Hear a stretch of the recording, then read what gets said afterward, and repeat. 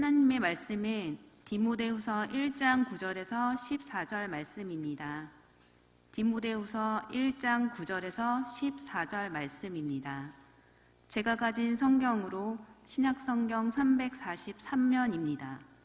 오늘 말씀은 디모데후서 1장 9절에서 14절 말씀입니다. 하나님이 우리를 구원하사 거룩하신 소명으로 부르심은 우리의 행위대로 하심이 아니요 오직 자기의 뜻과 영원 전부터 그리스도 예수 안에서 우리에게 주신 은혜대로 하심이라. 이제는 우리 구주 그리스도 예수의 나타나심으로 말미암아 나타났으니 그는 사망을 패하시고 복음으로써 생명과 썩지 아니할 것을 드러내신지라. 내가 이 복음을 위하여 선포자와 사도와 교사로 세우심을 입었노라. 이로 말미암아 내가 또 이 고난을 받되 부끄러워하지 아니함은 내가 믿는 자를 내가 알고 또한 내가 의탁한 것을 그날까지 그가 능히 지키실 줄을 확신함이라. 너는 그리스도 예수 안에 있는 믿음과 사랑으로서 내게 들은 바 바른 말을 본받아 지키고 우리 안에 거하시는 성령으로 말미암아 내게 부탁한 아름다운 것을 지키라. 2023년 1월 1일 이 한 해에 주시는 하나님의 크신 은혜를 바라고 소망합니다. 하나님의 놀라운 일을 경험하는 한 해가 되어지기를 주의 이름으로 축복합니다. 모세는 애굽에서 노예살이하던 이스라엘 백성의 아들로 태어났지요. 이스라엘이 강대해지는 것을 두려워한 애굽 왕 바로는 이스라엘을 학대하였습니다. 급기야 태어나는 남자아이를 나일강에 던지도록 하였습니다. 그래서 모세는 나일강에 버려졌는데 마침 목욕하러 나왔던 공주에게 발견되어 왕궁에서 왕자로 40년을 보냈습니다. 모세는 왕궁에서 자라났으나 자신이 이스라엘 백성임을 알고 동족을 도우려다 사람을 죽이고 멀리 미디안으로 도망쳤습니다. 모세는 미디안에서 장인 이드로의 양떼를 치는 목자로 40년을 살지요. 그리고 나서 하나님께서 호렙산 불꽃 가운데서 그를 부르셨습니다. 하나님께서 애굽에서 그 백성이 받는 고통을 똑똑히 보았다고 하십니다. 그리고 말씀하시죠. 이제 내가 내려가서 애굽 사람의 소나귀에서 그들을 구하여 이 땅으로부터 저 아름답고 넓은 땅 젖과 흐르는 땅으로 데려가려 한다. 이제 나는 너를 바로에게 보내어 나의 백성 이스라엘 자손을 애굽에서 이끌어내게 하겠다. 하나님이 가시겠다고 말씀하시며 모세에게 가라고 말씀하십니다. 하나님께서 이스라엘의 고통을 들으시고 하나님께서 그들에게 가서 하나님께서 그들을 인도하겠다며 모세에게 가서 모세에게 그들을 인도하라 하십니다. 하나님께서 하실 그 일을 그에게 대신하라고 하십니다. 이것이 바로 하나님의 일을 하도록 사람을 부르시는 소명입니다. 모세는 애굽에서 이스라엘을 이끌어 가나안으로 들어가게 하는 소명을 받았습니다. 모세는 그 소명 앞에서 어떻게 하였지요? 모세가 하나님께 아뢰옵니다. 제가 무엇이라고 감히 바로에게 가서 이스라엘 자손을 애굽에서 이끌어내겠습니까? 하나님께서 그와 함께 하시겠다고 말씀하십니다. 그러자 모세는 하나님의 이름을 무엇이라고 해야 하냐며 또 한 걸음 뒷걸음질을 쳤습니다. 나는 곧 나다라고 하라 하십니다. 그러자 모세는 그들이 저를 믿지 않고 제 말을 듣지 않고 주님께서 저에게 나타나지 않으셨다고 할 텐데요, 몸을 사리지요. 하나님께서 모세가 가지고 있던 지팡이를 던져 뱀이 되게 하셨습니다. 그의 손을 악성 피부병이 들게 하셨다가 본래대로 돌아오게 하셨습니다. 그래도 모세는 망설입니다. 주님, 죄송합니다.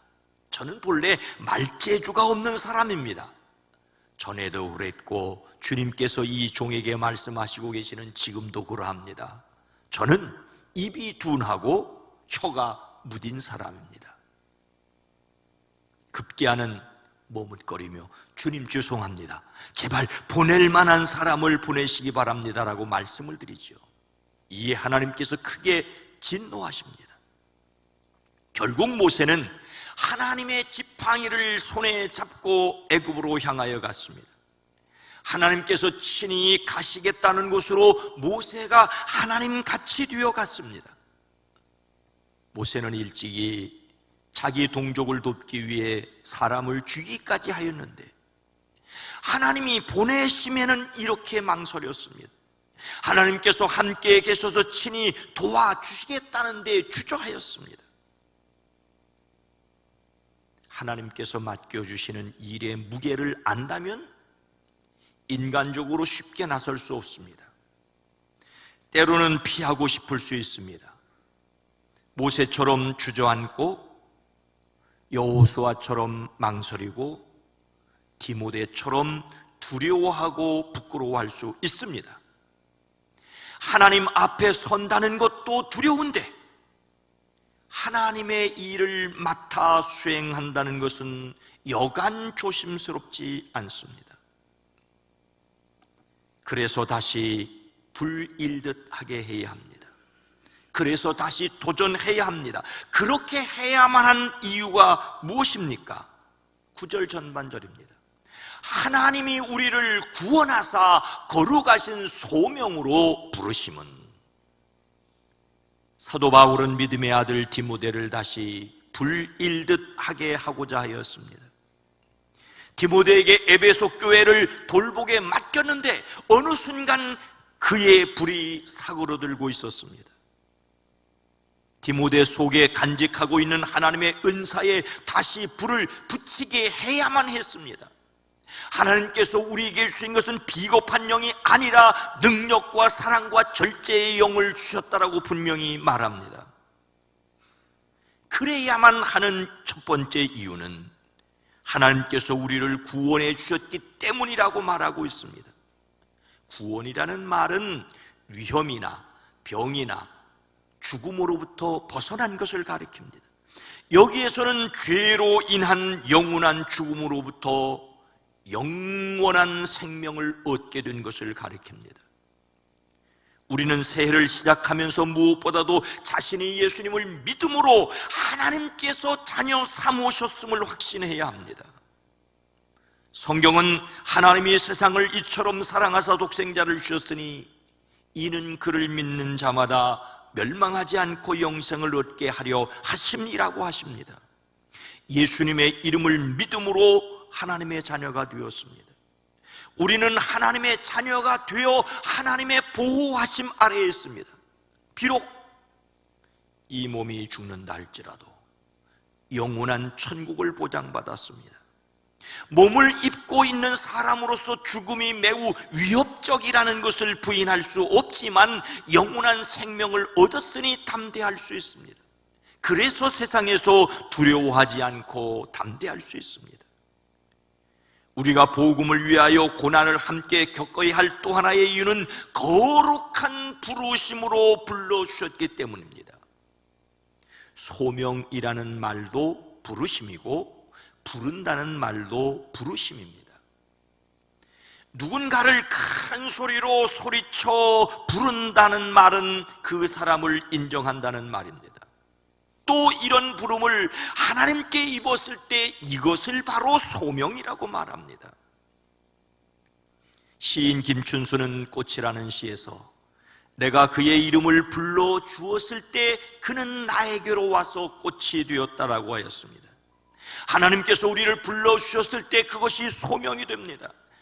그것은 하나님께서 사람을 구원하시는 목적이기도 합니다. 하나님께서 불러 거룩하게 하시고 또한 거룩한 일에 참여하게 하십니다. 우리가 다시 일어서야 하는 이유는 하나님께서 우리를 구원하여 거룩한 소명으로 부르셨기 때문입니다. 우리는 하나님께서 우리를 자녀 삼으셨으며 거룩한 백성으로 부르셨으며 거룩한 일을 맡기셨다는 사실을 믿음으로 다시 시작해야 합니다.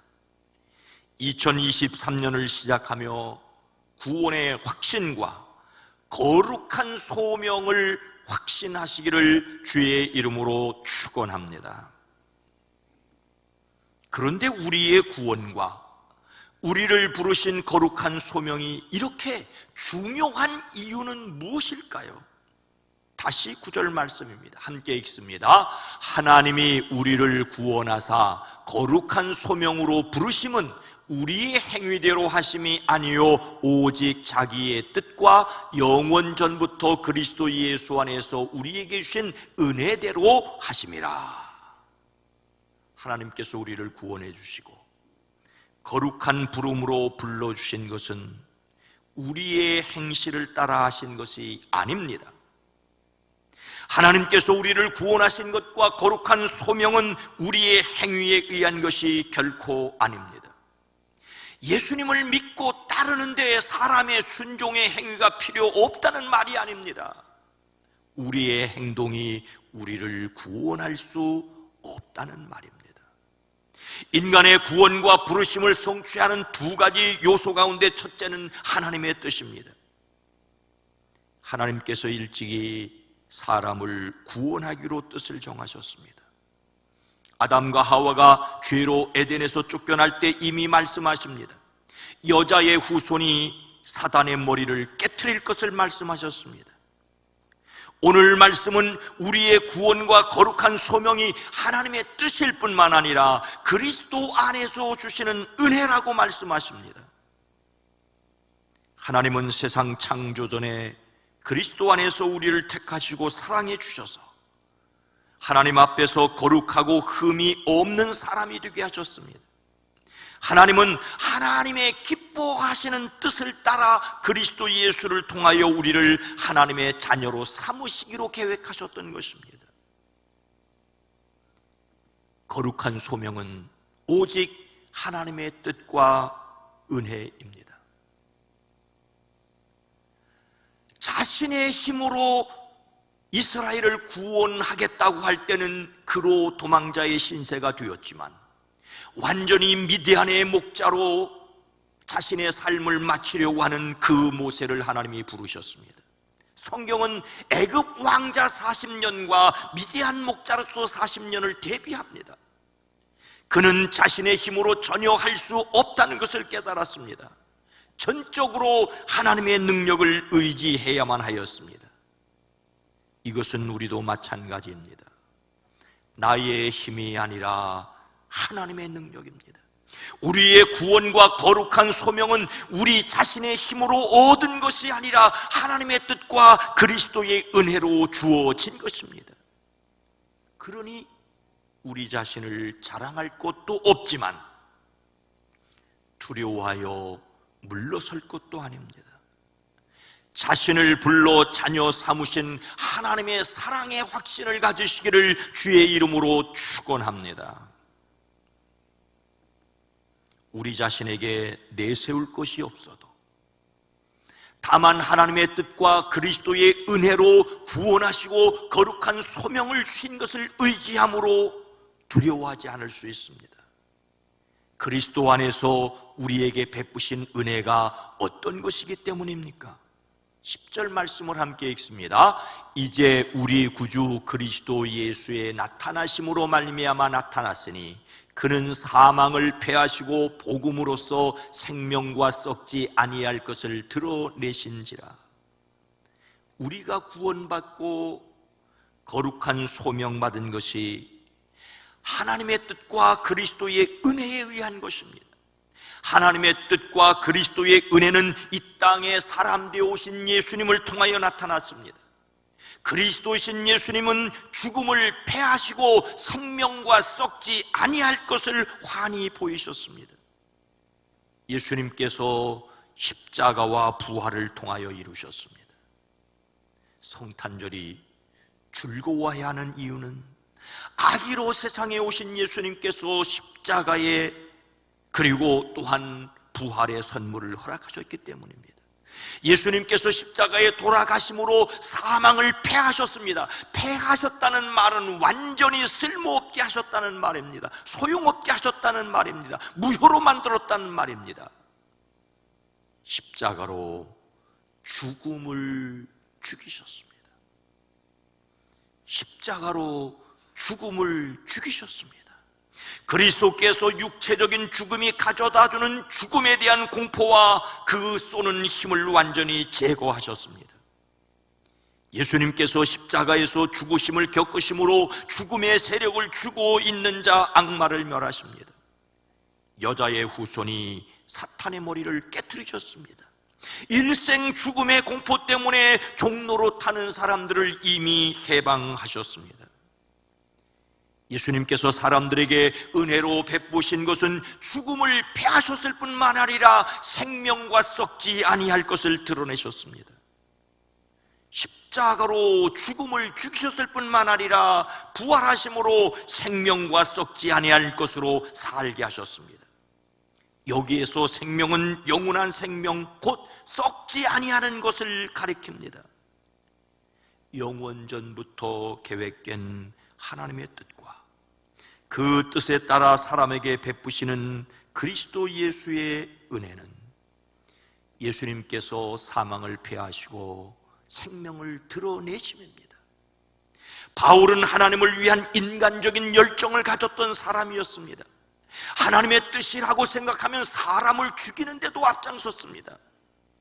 그런데 자신에게 선한 것이 아무것도 없다는 것을 깨달았습니다. 자기 자신에게 철저하게 절망합니다. 나는 비참한 사람입니다. 누가 이 죽음의 몸에서 나를 건져 주겠습니까? 그리고 스스로 답합니다. 우리 주 예수 그리스도를 통하여 나를 건져주신 하나님께 감사를 드립니다. 바울은 부활하신 예수님을 만나고서 무엇이든지 내게 유익하던 것을 내가 그리스도를 위하여 다 해로 여길 뿐더러 모든 것을 해로 여김은 내 주 그리스도 예수를 아는 지식이 가장 고상하기 때문이라고 하였습니다. 자신이 죄에 대하여 죽었다는 사실과 생명에 대하여 살았다는 영적인 사실보다 더 감격스러운 것이 무엇이겠습니까? 2023년을 시작하며 매우 조심스럽게 제안합니다. 여러분이 예수님을 위하여 무엇을 하겠다는 생각을 접고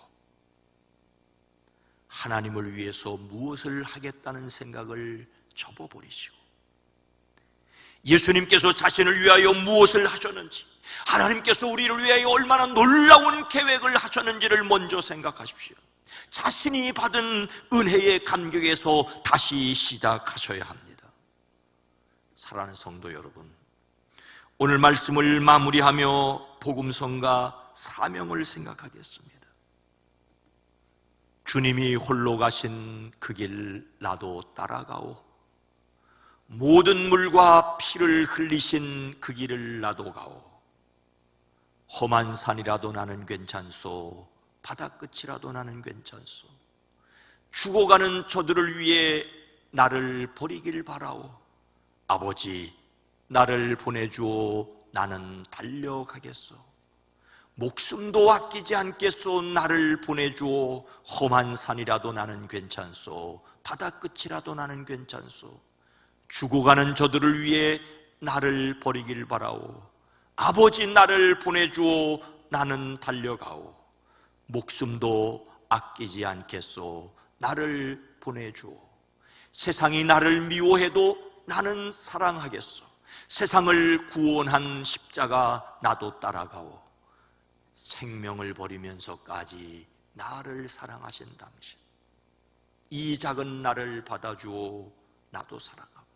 생명을 버리시면서까지 나를 사랑하신 당신, 여기에 이 모든 것들이 달려 있습니다. 생명을 버리시면서까지 나를 사랑하셨고 나를 살게 하신 십자가와 부활의 능력을 누리는, 그래서 다시 시작하는 2023년화가 되어지기를 주의 이름으로 축복합니다. 우리는 다시 불일듯 하게 하여야 합니다. 그러나 우리가 하겠다는 생각은 일단 접어두고 하나님의 뜻과 예수님의 은혜를 먼저 생각하십시오.